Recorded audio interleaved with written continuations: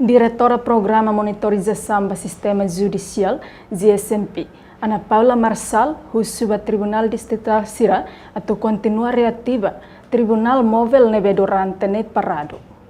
Diretora GSMP, Ana Paula Marçal, hatu assunto neba televisão Timor-Pos e hanyaknar fatin Colmera dele, sexta-feira Loron Sanulo fulan fevereiro tinangne.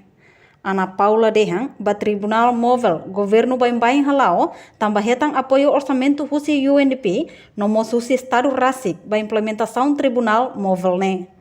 Portanto, ia tinang ring rua ronolo racing rua, julgamento móvel consegue halau ia Tribunal Rua, hanesan Tribunal Distrital Baucau hodeli.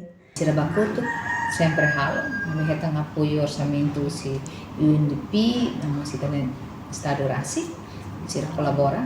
Em 2022 né acontece de Tribunal Rua Baucau dirinya.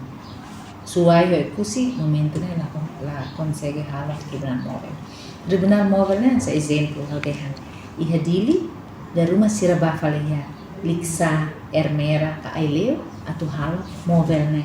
Tambah sir dehan luke tenipu sarne mai to dili da rumah ba adia hele tam sir la marca presença dia plu ita sira da bel atau halo julgamento né diretamente bahena ba para sira na precisa gasta tempo gasta horas orçamento mai to hedili então sira bahena ba então loro justiça né basically ba povo né ita móvel né dia teres ami com tente se yang udah né sira reativa fila fali di tribunal ho atau ativo fila fali tambah tribunal da tahun sudah hari tribunal da tu plano ta hari ini sudah então dia para movelnya continua lá ini kitanya kaju sir masar buka justisia nih bele hetang lalais lai bangira makmai dan melamai itu tambah iya dificuldade desafio ba iya transporte orçamento.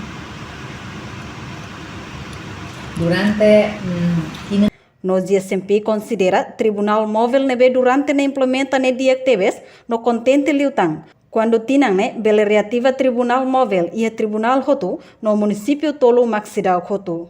Reportagem Celestina Falo, Benigna Norris, Televisão Timor-Pos.